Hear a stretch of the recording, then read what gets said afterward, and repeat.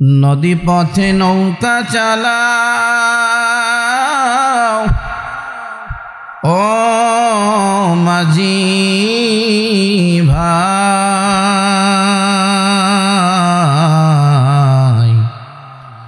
বেলা ডোবার আগে আমি ওপার যেতে চাই। ডুবে গেলে বেলারে আর ওঠে না, ভেঙে গেলে মেলারে আর জমে না।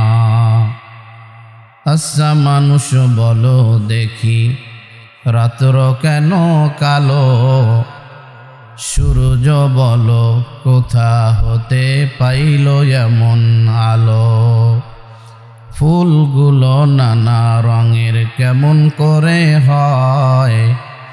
পাতাগুলো সবুজ বটে, ফুলের মতো নয়। দুধ কেন এত সাদা, মরিচ কেন জাল?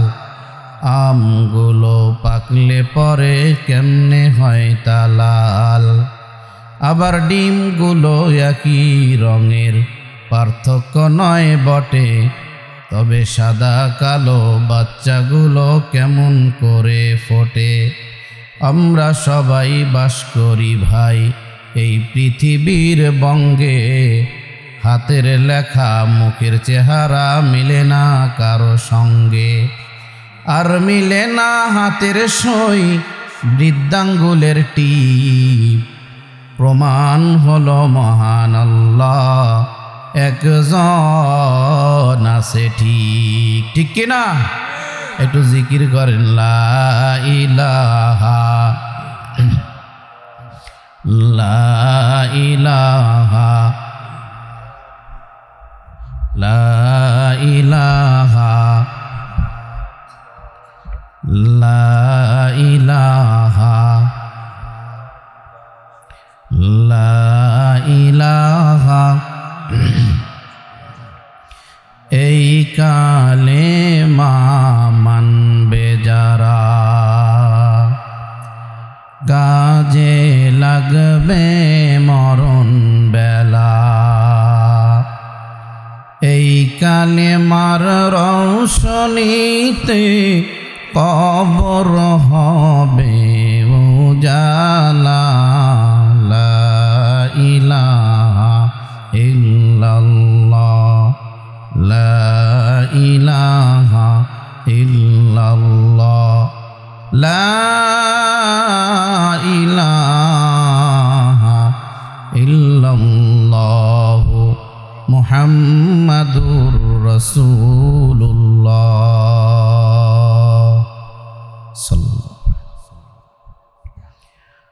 সময় গেলে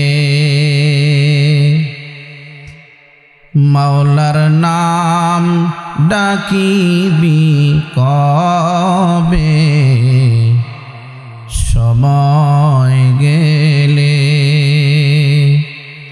ও তোর যৌবন ফুরাবে, কাফন ধরবে। ও তোর যৌবন ফুরাবে, কাফন ধরবে। এই সোনা রঙে তেরে সময় গেলে মাওলার নাম ডাকিবি কবে? সময় গেলে নাম ডাকছিলেন মুসা নবী,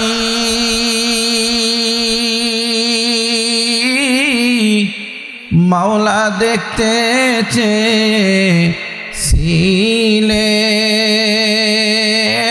রে। আল্লাহ নিজে বললেন লং তারানি, মুসা হবে না দেখায় জগতে। সময় গেলে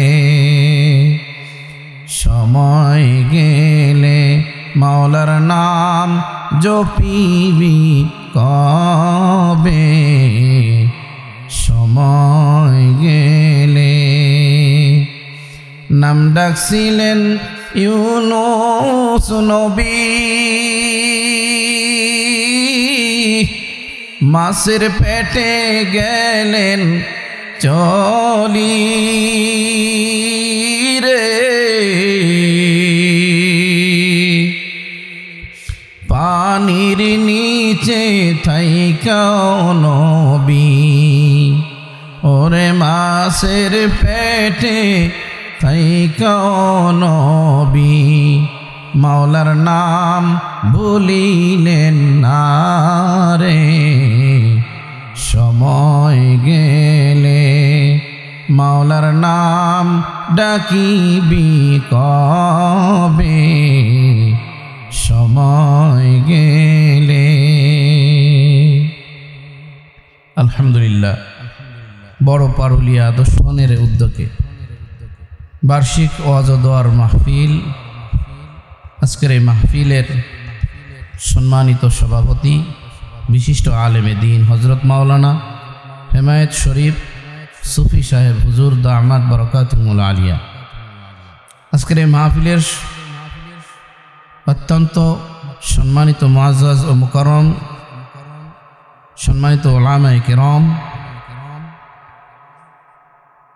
সামনে উপবিষ্ট বন্ধুতুল্য যুবক ভাই, মুরব্বী বাবাজিরা, আদরের স্নেহের কচিকাচারা, পর্দার অন্তরালের মা বোনেরা, মহান মালিকের দরবারে লাখ কোটি শুকর যে মহান মালিক আপনাকে আমাকে দয়া করে মায়া করে ভালোবেসে রহমতি বরকতি ওলামায়ে কেরামদের সোহবতে কিছু সময় কনকনে ঠান্ডার মধ্যে আসার বসার সুযোগ যোগ্যতা সুস্থতা দান করেছেন।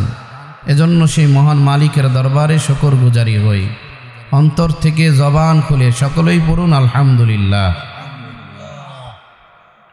আমি যে সঙ্গীতটা, যেই গজলটা গেলাম, এই গজলের মর্মার্থ বোঝেন? সময় গেলে আল্লাহর নাম ডাকিবি কবে। নাম ডাকছিলেন কে? মুসা নবী, ইউনুস নবী, আয়ুব নবী, ইব্রাহিম নবী। মাছের পেটে যেও আল্লাহকে বলে, আগুনের মধ্যে থেকেও আল্লাহকে বলে, আজকের এই ঠান্ডা, এই সামান্য শিশিরের কণা পড়তেছে, বলেন তো এই কণা যদি গায়ে দুই একটি পড়ে আমরা কি মারা যাব? আমরা বসছি কার জন্য? আল্লাহর জন্য। এই সামান্য কষ্ট যদি আমরা ধৈর্য ধারণ করতে পারি, কষ্ট ভোগ করতে পারি, হতে পারে এই মাহফিল আপনার আমার জীবনে গুনাহ মাফের কারণ হতে, ঠিক কি না? নবীগণ যে কষ্ট করেছেন, মুজাহাদা করেছেন, আমরা আল্লাহকে পাওয়ার জন্য, জান্নাতে ঢোকার জন্য একটু কষ্ট করতে পারি না? আজকের এই মাহফিলের শেষ পর্যন্ত এই কষ্ট স্বীকার করে জান্নাতের মালিক হয়ে বাড়ি যাব কারা কারা রাজি আছেন? দুহাত তুলে আল্লাহকে দেখান, লিল্লাহে তাকবীর। একটু হাত লাড়াচাড়া দেন, আলহামদুলিল্লাহ। হাত নামান, ঘুম একটু ভাঙছে আর কি। সম্মানিত উপস্থিতি, আমার পরেও প্রধান বক্তা আর একজন আছে। এক এক ফুলের এক এক গ্রান, এক এক দোকানে এক এক সদাই, ঠিক না বেঠি? আগে তো এখানে ফেরি ছিল, ফেরিতে উঠলে হরেক রকমের দোকান দেখা যাইত। কেউ অষ্টধাতু বাতের আংটি বিক্রি করে, অষ্টধাতু বাতের আংটি একটা ধারণ করেন না ভাই, মাজার ব্যথা, কোমর ব্যথা, গায়ের ব্যথা থাকবে না, বলে কি বলে না? বেশিরভাগই কথা ভুয়া, ঠিক না বেঠি? এরপরেও কিছু কাস্টমার পায়, তারা বিশ্বাস করে আংটি কেনে, ঠিক না বেঠি? আবার কয় ইঁদুর মারেন, চিকা মারেন, জাগায় খায় জাগায় মরে, লাফায় খায় দাফায় মরে, আছে না নাই? ওই দোকানদারের থেকেও মানুষ কিছু কেনে। তা আমি তেমন বড় কোনো বক্তা না, এই টুকটাক যেটুক যা বলার চেষ্টা করব, আমার থেকেও একটু শোনেন আর কি। আমলের নিয়তে শুনলে বক্তা যেমনই হোক, দোকানদার যেমনই হোক, মাল কিনলে ঠকবেন না ইনশাআল্লাহ। কারণ এখানে আখিরাতের বেচা কেনার জন্য বসছি, ঠিক কিনা? একবার সুবহান আল্লাহ বলবেন, আসমান জমিনের ফাঁকা জায়গাগুলো ভরে দেবে কে? কাজে এখানে ব্যবসায় লস নাই, ঠিক না বেঠিক? তবে ঠান্ডা বেশি হোক আর যাই হোক, আলোচনা যতটুকুন শুনবো ধ্যান এবং খেয়ালের সাথে, দিলের কান দিয়ে বয়ান শুনবো, বাহ্যিক কান নয়। কারণ বাহ্যিক কানের ওয়াজ যারা শোনে, সকালবেলা চার দোকানে যায় সমালোচনা করে, দূর এই নাই ঢাকার বক্তার ওয়াজ, ওয়ার্সে আমাকে পাশের ইমাম সাহেব ভালো ওয়াজ করেন, আছে না? না, এরকম শ্রেণীর মানুষ। এরা কারা জানেন? এরা ওয়াজ ভালো করে খেয়াল দিয়ে শুনে না, ওই মাহফিলের চতুর্দিক দিয়ে বাদাম বাজা বুট বাজা খায় আর একটু একটু শোনে, মাঝে মাঝে একটু গল্প করে একটু শোনে, যার কারণে ওয়াজের আগা আর মাথা পর্যন্ত তার মনেও থাকে না। সকালবেলা সমালোচনা, দূর কি ওয়াজ করছে, বলে বক্তা একটা, সমালোচনা করে আর একটা, বলে একটা, আমল করে আর একটা।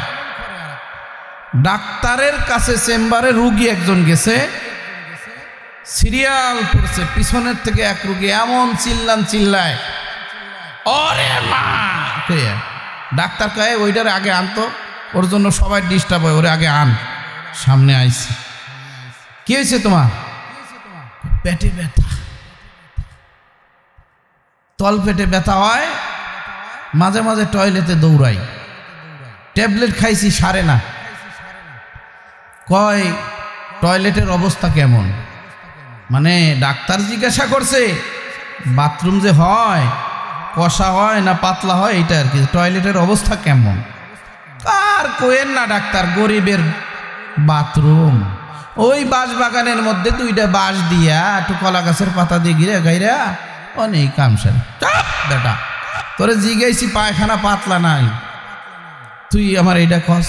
যাই হোক, পায়খানার সাথে কি আমটাম পড়েনি, মানে আমাশা আছে কিনা জিজ্ঞাসি। কয় কোন কি ডাক্তার, আম পড়ে মানে? আমার ওই বাথরুমের সাথেই বিশাল বড় এক আম গাছ, আমার দাদাই লাগাই গেছে, একটুখানি বাতাস হইলে জর করে পড়ে, পোলাপানে ডিল মারলেও আম পড়ে। আবার ধমক দিয়েছে, চাপ বেটা, তোরে জিজ্ঞাসি পায়খানার সাথে আম পড়ে কিনা, তুই আম গাছের আমের সাথে কই একটা বুঝি সারা। ডাক্তার বলে একটা, রুগী বোঝে আর একটা। বলেন তো ওই রুগী চিকিৎসা ডাক্তার দিতে পারবে? আর এক রুগী আসছে, কি হয়েছে ডাক্তার? ওজন দিন দিন তো বাইরেই যাইতেছে। দেখি ওঠো, ওজন মাপা যন্ত্রে দাঁড়াইছে, কয় সর্বনাশ 95 কেজি, তোমার বয়স অনুপাতে ওজন বেশি হয়েছে। কয় এইটাই তো সমস্যা। ঠিক আছে, আমি ঔষধ দিতেছি, তুমি সকালে কি খাও? কয় 20টা রুটি 2 কেজি সবজি মাত্র। বাবা, দুপুরে ওই 20টা রুটি 2 কেজি তরকারি, রাত্রে কয় 20টা রুটি 2 কেজি সবজি মাত্র আর কি। সর্বনাশ, ওজন তো আপনার দিন দিন বাড়বে, আপনার কোনো ঔষধ নাই, আপনার খানা কমাইতে হবে। যান, প্রেসক্রিপশনে লিখে দিলাম, এখন থেকে 20টার জায়গায় 10টা করে খাবেন, তাহলে 3 বেলায় 30টা, 60টার জায়গায় 30টা খাইলে একটু ওজন কমবে। 1 মাস পরে আসছে, দেয় ডাক্তার ওজন আরও বাড়ছে। ব্যাপারটা কি? ওজন বাড়লো, কমাই দিলাম রুটি, আরও কমাই দিছে। প্রত্যেকবার ভিজিট কিন্তু 500। আবার কাছে যাও, প্রত্যেক ওক্তে 5টা করে রুটি খাবা। 5টা করে খায়, তাতেও রোগ সারে না। ব্যাপার কি? এই তুমি রুটি কি এমনি বানাও, কেমনে খাও তো বলো তো? ডাক্তার সাহেব, 60টা রুটি বানাইতে যেই আটা লাগতো, আপনি আমারে 30টা রুটি খাইতে কইছেন, আমি সেই আটা দিয়ে 30টা বানিয়ে খাই। আটার সংখ্যা কি কমছে? রুটির সংখ্যা কমছে, আটা তো আর কমে না, এই জন্য স্বাস্থ্য খালি বাড়ে। তারপরে যখন 5টা কইছেন, আটার সংখ্যা তাই, কিন্তু রুটি বানাইছে একটু বড় বড় করে, 5টা বানাই খাইছি, 3 অক্টে 15টা। এখন আপনারা বলেন, ডাক্তারে বলছে কি আর রোগী করছে কি? এভাবে রোগী সুস্থ হবে? এজন্য আলোচনা যদি দিলের কান দিয়ে না শোনেন, কিয়ামত পর্যন্ত বয়ান শুনবেন, বেনামাজি বেনামাজি থাকবে, নামাজি হবে না। সুদখোর থাকবে, ও সুদ থেকে সুদ মুক্ত হতে পারবে না। ঘুষখোর থাকবে, ঘুষ থেকে ফিরে আসতে পারবে না। কারণ বয়ান শোনে একটা, আমল করে আর একটা, কারণ বোঝেই তো না, আগামাথা ঠিক মতো শোনেই না, ঠিক না বেঠি? তো যতটুকু না আলোচনা হবে, বক্তা যিনিই হোক, ওই 32 ইঞ্চি বক্তা হোক, আর 22টা বক্তা হোক, আর আন্তর্জাতিক খ্যাতি সম্পন্ন হোক, যিনি বলবেন, বলনেওয়ালা কোরআন থেকেই বলবে, ঠিক না বেঠি? কোরআনের আলোচনা শুনতে হয় দিলের কান দিয়া, কারণ কোরআনের আলোচনা শুনলে, কোরআন তেলাওয়াত শুনলে ঈমান বাড়ায় দেন কে? তো আপনারা শুনতে রাজি আছেন তো ইনশাআল্লাহ? সম্মানিত হাজিরিন, আমাকে কর্তৃপক্ষ একটা বিষয় বলে দিয়েছেন যে এই বিষয়ে আলোচনা করবেন। বিষয়টা হলো পিতামাতা সম্পর্কে। আজকে দেখবেন বহু সন্তান আছে, নিজের বন্ধুকে যেই পরিমাণ মহব্বত করে, নিজের প্রেমিকাকে যতটুকু মহব্বত করে, বাবা মাকে ওই পরিমাণ মহব্বত। এজন্য বাবা মাকে ছেড়ে প্রেমিকাকে নিয়ে দূরে চলে যায়। এর মানে কি বোঝায়? বাবা মার চাইতে সে প্রেমিকা কি তার কাছে বড়। এমন আছে না নাই? মায়ের পিছনে 2, 4, 5 টাকা ভাঙে না, কিন্তু বন্ধু বান্ধব বান্ধবীর পিছনে ভালো একটা হাইফাই হোটেলে 2, 4, 500 টাকা ভাঙতে একটুও কষ্ট লাগে না, আছে না নাই? এজন্য পিতামাতার অবাধ্য সন্তানে দেশটা ভরে গেছে, যার কারণে সন্তান MBBS ডাক্তার হয়, ইঞ্জিনিয়ার হয়, কোটিপতি হয়, শিল্পপতি হয়, কিন্তু সংসারে শান্তি হয় না। কারণ পিতামাতা যেই সন্তানের উপর অসন্তুষ্ট থাকে, আল্লাহ তাআলা অসন্তুষ্ট থাকে, যার কারণে টাকায় ওকে সুখ দিতে পারে না, বাড়ি গাড়ি ওকে সুখ দিতে পারে না, অশান্তি ভরা জিন্দেগি কাটায়, ঠিক না বেঠি? সম্মানিত হাজিরিন, সূরাতুল বনী ইসরাঈল 23 এবং 24 আয়াতে কারিমা তেলাওয়াত করেছে। আল্লাহ রাব্বুল আলামিন বলেন, وَقَضَى رَبُّكَ أَلَّا تَعْبُدُوا إِلَّا إِيَّاهُ। আল্লাহু আকবার। আল্লাহ বলেন, আমি আল্লাহ তাআলার চূড়ান্ত সিদ্ধান্ত, আমি তোমাদেরকে আদেশ করতেছি পিতামাতার সাথে সদাচার করবে। আল্লাহ তাআলার চূড়ান্ত নির্দেশ, চূড়ান্ত আদেশ, ইল্লা ইয়া, একমাত্র আমি ব্যতীত আর কারো ইবাদত করবে না। পিতামাতার খেদমতের আগে আল্লাহ তাআলা কি বলতেছেন? আমি ব্যতীত, একমাত্র আমি ছাড়া কারো ইবাদত করবে না, আর পিতামাতার সঙ্গে সৎ ব্যবহার করবে। ভালো করে লক্ষ্য করেন, একমাত্র ইবাদত করার উপযুক্ত কে? এটা তাওহীদ, একত্ববাদ। তাওহীদের যেমন গুরুত্ব, আল্লাহ পাশাপাশি পিতামাতার খেদমতের একই গুরুত্ব। এজন্য আল্লাহর ইবাদতের পর পিতামাতার খেদমতের কথা এনেছেন। মানুষের প্রতি যখন ইবাদত ফরজ হয়, তার মৃত্যুর আগ পর্যন্ত তার উপর ইবাদত ফরজ থাকে, ঠিক না বেঠিক? আল্লাহ তাআলার সিদ্ধান্ত হলো, বান্দা তুমি যেদিন থেকে তোমার উপরে নামাজ ফরজ, মৃত্যু আগ পর্যন্ত তুমি নামাজ পড়বে। ঠিক তেমনিভাবে যেদিন থেকে তোমার পিতা মাতার উপর তোমার খেদমতের দায়িত্ব অর্পিত হবে, সেই দিন থেকে মৃত্যু পর্যন্ত পিতা মাতার খেদমত করতে হবে, পিতা মাতার সঙ্গে ভালো ব্যবহার করতে হবে, ভালো আচরণ করতে হবে, কখনো বেয়াদবি করা যাবে না, অবাধ্য হওয়া যাবে না। আল্লাহ তাআলা কোরআনে বলেন, আনিশকুরুলি ওয়ালি ওয়ালিদাইকা ইলাইয়াল মাসির।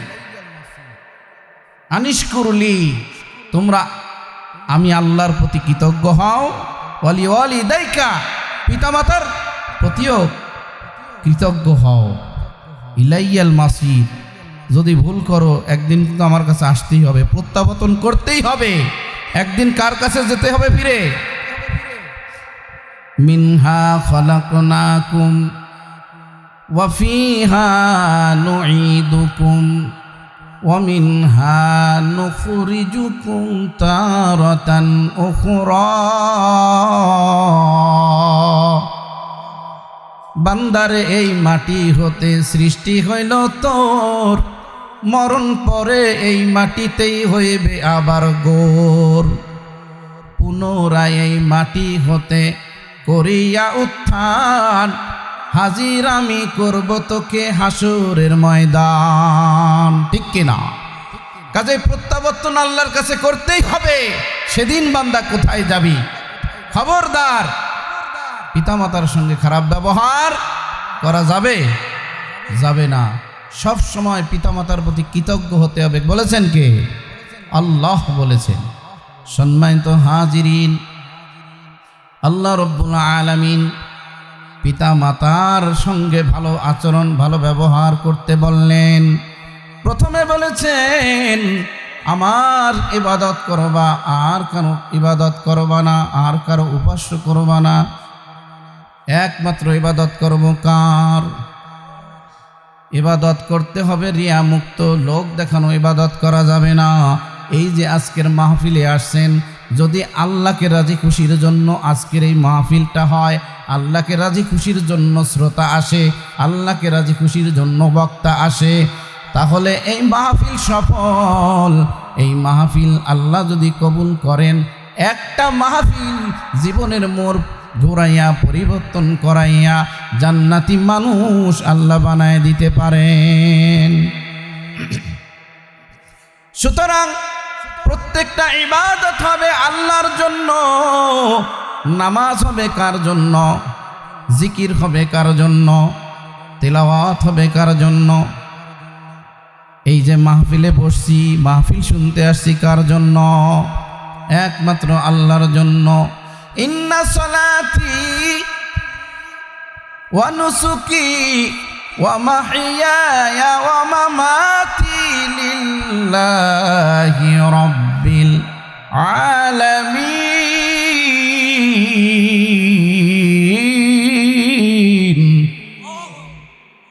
আমার নামাজ, আমার কুরবানি, আমার যাকাত, আমার ইবাদত, আমার বেঁচে থাকা, আমার মরা, আমার পারিবারিক নীতি, আমার সমাজ নীতি, আমার রাষ্ট্রনীতি, আমার সব কিছু একমাত্র কার জন্য? আল্লাহর জন্য। সুতরাং যা কিছু করব কার জন্য করব? আল্লাহর জন্য করব। এই মাহফিলে কষ্ট করব তো কার জন্য করব? আল্লাহর জন্য করব। রাজি আছেন তো ইনশাআল্লাহ? সম্মানিত হাজিরিন, আল্লাহ তাআলা পিতা মাতার কথা কেন আল্লাহর ইবাদতের পাশাপাশি আনলেন? আল্লাহ কেন মা বাবাকে এত গুরুত্ব দিলেন? কারণ হলো একটা, কারণ আল্লাহর রাজি খুশি সারা যেমনইভাবে জান্নাতে যাওয়া যাবে না, তেমনিভাবে আল্লাহর রাজি খুশির পাশাপাশি মা বাবার রাজি খুশি ছাড়াও জান্নাত মিলবে না। মা বাবার রাজি খুশি ছাড়া জান্নাতে যাওয়া যাবে না। হযরতে আব্দুল্লাহ ইবনে আমর রাদিয়াল্লাহু তাআলা আনহু হইতে বর্ণিত, তিনি বলেন, রিদর রব্বি ফি রিদল ওয়ালিদাইন ওয়া সাখাতুর রব্বি ফি সাখাতিল ওয়ালিদাইন। পিতামাতার সন্তুষ্টিতেই আল্লাহর সন্তুষ্টি, পিতামাতার অসন্তুষ্টিতেই আল্লাহর অসন্তুষ্টি। অর্থাৎ পিতামাতা যদি বেজার তো আল্লাহ বেজার, পিতামাতা খুশি তো আল্লাহ খুশি। পিতামাতা যখন খুশি হয় হাত তুলতে দেরি, মালিক আমার সন্তানকে তুমি ডাক্তার বানায় দাও, আমার সন্তানকে ইঞ্জিনিয়ার বানায় দাও, আমার সন্তান আজকে অমুক কাজে যায়, বিপদ থেকে মুক্ত রাখো। যখন পিতামাতার বাধ্য সন্তান হয়, পিতামাতা দোয়া করতে দেরি, কবুল করতে দেরি করেন না আল্লাহ। এজন্য সব কাজে সাকসেস। এজন্য পিতামাতার অবাধ্য হওয়া যাবে না। কেন অবাধ্য হবেন? কারণ পিতামাতা আপনার আমার জন্য যে ত্যাগ স্বীকার করে, পৃথিবীতে এমন ত্যাগ কেউ স্বীকার করে না, ঠিক কিনা? আপনার কিছুদিন আগে, কয়েক বছর আগে ঢাকার চকবাজারে আগুন লাগছিল, আপনারা জানেন কিনা? ওই চকবাজারে আগুনে পোড়া অসংখ্য মানুষের লাশের মধ্যে এমন একটা লাশ বেরোইছে, মহিলার লাশ, যেই লাশের বুকের মধ্যে এমনি করে হাত দিয়ে ঢাকা, হাতের নিচে একটি সন্তানের কঙ্কাল পুড়ে কঙ্কাল হয়ে আছে, শিশু বাচ্চা। গবেষণা করে দেখা গেছে, পরবর্তীতে জানতে পারা গেছে, ওই মা ইচ্ছা করলে, নিজে চেষ্টা করলে বাঁচতে পারতো, কিন্তু সন্তানকে বাঁচাইতে যাইয়া নিজের জীবনের গুরুত্ব দেয় নাই। নিজে বাঁচানোর জন্য চেষ্টা না করে সন্তানকে বাঁচানোর চেষ্টা করতে যাইয়া মাও শেষ, সন্তানও শেষ। মা নিজে পুড়ছে কিন্তু সন্তানকে পুড়তে দেবে না, দেওয়ালের দিকে সন্তানটাকে এমনি করে আগলে রাখার চেষ্টা করেছে। কারণ পৃথিবীতে এমন শুধু পারে একমাত্র মা, যে কিনা নিজের সন্তানকে বাঁচাইতে যাইয়া নিজের জীবন চলে যায়, তবু সন্তানকে মরতে মা দিতে চাই না। আমি ভোলাতে বেশ কয়েকটা প্রোগ্রাম করেছি, কখনো কখনো লঞ্চে সফর হয়েছে। ওখানে একজন ঘটনা বলল, একজন মা লঞ্চের একদম নদীর কিনারে যাইয়া সন্তানকে এমনি করে দুলতেছে, উপরের দিকে মারে আবার ক্যাচ ধরে, হঠাৎ করে হাত থেকে পিছলে যায় ওই রডের সঙ্গে বাড়ি খেয়ে বাচ্চা নদীতে পড়ে গেছে। মা একটু দেরি করে নাই, মা কিন্তু সাঁতার জানে না, একটা লাফ দিয়ে পানির মধ্যে পইড়া সন্তানকে বাঁচানোর জন্য চেষ্টা করছে, কিন্তু সন্তানকেও বাঁচাইতে পারে নাই, মাও বাঁচতে পারে নাই। এক সময় দুজন ইন্তেকাল করছে। এটা পারে কে? মা সন্তানের জন্য দরদি হয়, মা সন্তানের জন্য এমন দরদি হয়, এর নজির পৃথিবীতে কেউ দেখাইতে পারবে না। এজন্য আল্লাহ কোরআনের বিভিন্ন জায়গায় মা বাবা সম্পর্কে আয়াত নাজিল করছেন। এক জায়গায় বলেন, ওয়াসাইনাল ইনসানা বিওয়ালিদাইহি হুসনা, আমি মানুষকে, ইনসানকে নির্দেশ দিয়েছি পিতা মাতার সঙ্গে ভালো ব্যবহার করার জন্য। আর এক জায়গায় বলছেন, ওয়াসাইনাল ইনসানা বিওয়ালিদাইহি ইহসানা হামালাতহু উম্মুহু কুরহা ওয়া হামালাতহু উম্মুহু কুরহা ওয়া ওয়াদাআতহু কুরহা। আল্লাহ বলেন, আমি নির্দেশ দিয়েছি পিতা মাতার সঙ্গে উত্তম ব্যবহার করবে। আর কারণ কেন ব্যবহার করবে? কারণ পিতা মাতা সন্তানের জন্য নিবেদিত প্রাণ। কারণ মা তার সন্তানকে কষ্টের পর কষ্ট ভোগ করে করে সন্তানকে লালন করছে, ধারণ করছে। 10 মাস 10 দিন, 10 মাস 10 দিন সন্তান মা পেটে ধারণ করে। কষ্টের পর কষ্টের কথা আল্লাহ কেন বললেন? কারণ ওই সময় মা ঠিক মতো খাইতে পারে না, পেটে সন্তান থাকার কারণে সারা রাত মা ঘুমাইতে পারে নাই, স্বামী বেচারা ঘুমাইছে, মা মাঝে মাঝে হাঁটা চলা করছে, মাঝে মাঝে শুইছে, কারণ সন্তান পেটের মধ্যে লাথি দেয়।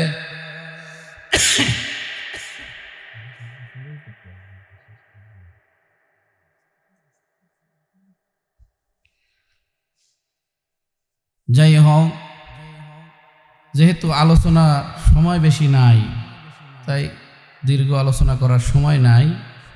একটি ডাক্তারির একটা বাস্তব কথা বলে আমি শেষ করে দিব। আপনার রংপুরের একজন ডাক্তার, নাম হলো কর্নেল আবু তাহের। আল্লাহ যে বললেন, কি বললেন? মা কষ্টের পর কষ্ট ভোগ করে তোমাকে আর আমাকে মা পেটে ধারণ করেছেন, আবার যখন ভূমিষ্ঠ করেছেন তখনও কষ্ট ভোগ করে ভূমিষ্ঠ করেছেন। রংপুরের doctor Abu Taher, colonel Abu Taher doctor, তাকে জিজ্ঞাসা করা হলো, ডাক্তার মার পেটে সন্তান কিভাবে থাকে বুঝে আসে না। ওই ডাক্তার বলতেছে একজন মায়ের পেটে একটা সন্তান সর্বোচ্চ যখন 7 মাস বয়স হয়, ওই মায়ের পেটের যে থলি আছে থলিটা থাকে 10 ইঞ্চি। যখন সন্তান মার পেটে 7 মাস হয়, 7 মাসে আপনার ওই 10 ইঞ্চি পূর্ণ হয়। এরপরে সন্তান যখন বড় হতে থাকে, মায়ের পেটের থলিটা সন্তান বড় হওয়ার সঙ্গে সঙ্গে ওটা রাবারের মতো বলতে থাকে। সন্তানের যখন হাত পা নাড়াচড়া শুরু হয়, ওই সন্তান আস্তে আস্তে মাথাটা নিচের দিকে আসে, পাওটা উপরের দিকে যায়। ওই পাও দিয়ে তখন সন্তান মার কলিজার মধ্যে লাথি দেয়।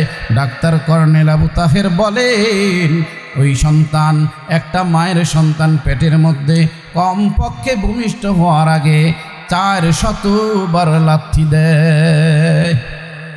আমি ইমাম সাহেব, আমি আমার মায়ের পেটে 400 বার লাথি দিয়েছি। MBBS ডাক্তার তিনিও দিয়েছে, আমিও দিয়েছি। বলে ডাক্তার তাহলে এত লাথি দেয় মা কি মরে না? বলে না না, লন্ডনে মার কলিজা বাবার কলিজা রিসার্চ করা হয়েছে। মার কলিজা এমনভাবে আল্লাহ বানাইছেন যে সন্তানের লাথিতেও যেন মার কোনো ক্ষতি না হয়, কিন্তু ওই পরিমাণ লাথি একটা পুরুষের কলিজায় দিলে পুরুষ বাঁচবে না।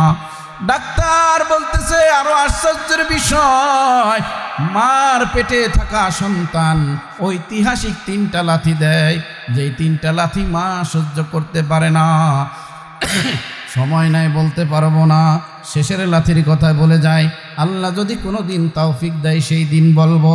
শেষ লাথিটা সন্তান ভূমিষ্ঠ হওয়ার 1-2 ঘন্টা আগে মারে। ডাক্তার বলে এত জোরে লাথি দেয় মা ব্যথায় কুকড়ায় যায়। দুনিয়াতে আপনার জ্বর মাপার যন্ত্র আছে, বাতাস মাপার যন্ত্র আছে, তাপমাত্রা মাপার যন্ত্র আছে, ব্যথা মাপারও যন্ত্র আবিষ্কার করছে।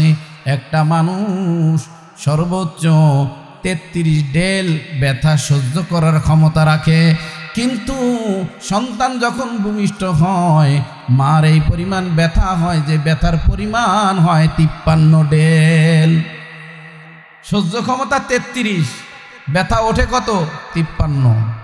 চিন্তা করছেন? এজন্য অনেক সময় মা ইন্তেকাল করেন। ডাক্তার শুধু বলে তাই নয়, 24টা হাড় একসঙ্গে, তাজা একটা মানুষের শরীর থেকে 24টা হাড় যদি একসঙ্গে ভাঙা হয়, যেই পরিমাণ ব্যথা হয় ওই সন্তানের ভূমিষ্ঠর সময় মা তার চাইতে বেশি ব্যথা ভোগ করে। সন্তান ভূমিষ্ঠ হওয়ার সময় কলস কলস রক্ত মার শরীর থেকে বের হয়। যেই মা সন্তানের একটা আঙ্গুল কাইটা গেলে, একটু রক্ত দেখলি মা একটা চিৎকার দেয়, বাবারে তোর কি হয়েছে? মা আঙ্গুলটা চষে কাপড় দিয়ে পেঁচায়, ডাক্তারের কাছে দৌড়ায়। কিন্তু আজকে মার কলস কলস রক্ত প্রবাহিত হয়ে গেছে। কার জন্য? সন্তান ভূমিষ্ঠ করতে যাইয়া। এজন্য আল্লাহ রাব্বুল আলামিন বলেন হুমা জান্নাতুকা ওয়া নারুকা, পিতামাতাই তোমার জান্নাত, পিতামাতাই তোমার জাহান্নাম। ঠিক না বেটি? আল জান্নাতা তাহতা আকদামিল উম্মাহাত, মায়ের পায়ের নিচে সন্তানের বেহেশত। সুতরাং যারা যুবক আছো, বৃদ্ধা বাবাজিরা আছেন, যাদের কাছে মা আছে, মায়ের খেদমত করবেন। কারণ আল্লাহ তাআলা পরের আয়াতে বলেন ইম্মা ইয়াবলুগান্না ইনদাকাল কিবারা আহাদুহুমা আও কিলাহুমা ফালা তাকুল্লাহুমা উফফিন ওয়ালা তানহারহুমা ওয়া কুল্লাহুমা কাওলান কারীমা। পিতা মাতা যদি তোমাদের কাছে একজন অথবা 2 জন তোমাদের কাছে বয়সে উপনীত হয়, বৃদ্ধা হয়ে যায়, খবরদার উফফিউ, উফ শব্দটা বিরক্তিসূচক বাক্য ব্যবহার করা যাবে না। অনেক সময় দেখবেন মা সন্তানকে নির্দেশ দেয়, বাবা এটা কর, পারবো না, ধমকের সহিত উত্তর দেয়। ঠিক না বেঠিক? অনেক সময় মা বারবার একটা কথা বললে, দুধ উফ পারা গেল না তোমার সাথে। আল্লাহ বলছেন এমন উফ শব্দ ব্যবহার করা যাবে না। উফ মায়ের সামনে বাবার সঙ্গে ব্যবহার করা যাবে না। ওয়ালা তানহারহুমা, ধমকের সুরে মা বাবার সঙ্গে কথা বলা যাবে না। ওয়া কুল্লাহুমা কাওলান কারীমা, পিতা মাতার সঙ্গে নম্রভাবে কথা বলতে হবে।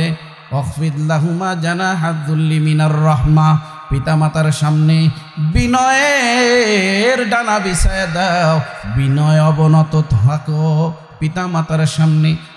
আর আল্লাহর কাছে বলো অকুর রব্বির হামহুমা, হে আমাদের প্রতিপালক, অকুর রব্বির হামহুমা কামা রব্বায়ানি সগীরা, ছোট্টবেলায় পিতামাতা যেমনিভাবে দয়া পরবশ হয়ে আমাদেরকে লালন পালন করেছে, আল্লাহ তুমি আমাদের পিতামাতার উপর তেমনিভাবে দয়া পরবশ হয়ে আমার পিতা মাতাকে তুমি খেদমত করো, পিতা মাতাকে রহম করো। জন্য প্রত্যেক নামাজে মা বাবার জন্য দোয়া করবেন। একটু পড়েন রব্বির হামহুমা কামা রব্বায়ানি সগীরা। এই যে আজকে এখানে আসছেন, অনেকের মা নাই বাবা নাই, ঠিক না বেঠিক?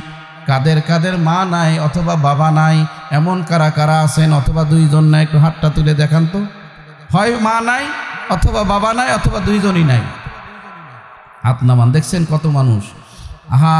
আজকে আপনাদের এখানে মাহফিল হয়, আশেপাশে গোরস্থানে অনেকের মা কবরে, বাবা কবরে আছে, সন্তানের মুখের দিকে তাকায় আছে, আমার সন্তান আজকে মাহফিলে বয়ান শুনবে, তার আমল নামায় অনেক নেক জমবে, লাস্টে আমার জন্য দোয়া করবে, দোয়ার আশায় রয়েছে।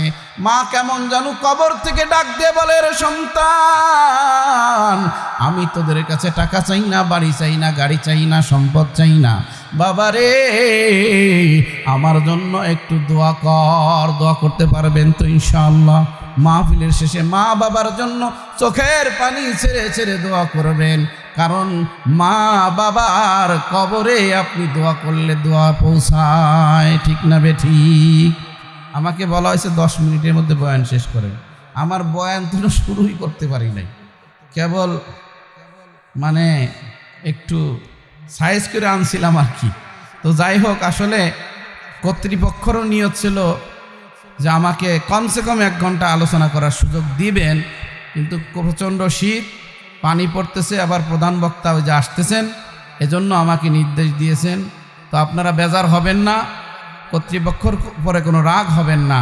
এই যে যুব সমাজ এত সুন্দর একটা মাহফিল আপনাদের মাঝে উপহার দিল, আপনারা খুশি না বেজার? এই মাহফিল প্রত্যেক বছর হোক, চান তো? কারা কারা চান? লিল্লাহে তাকবীর। মাহফিলের সর্বাত্মক সহযোগিতা করবেন, কোরআন হাদিসের এই মজমা আপনারা মিলাবেন।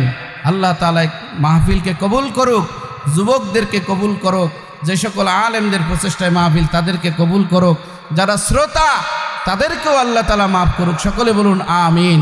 ওয়া আখিরু দাওয়ানা আনিল হামদুলিল্লাহি রাব্বিল আলামিন। আসসালামু আলাইকুম ওয়া রাহমাতুল্লাহি ওয়া বারাকাতুহু।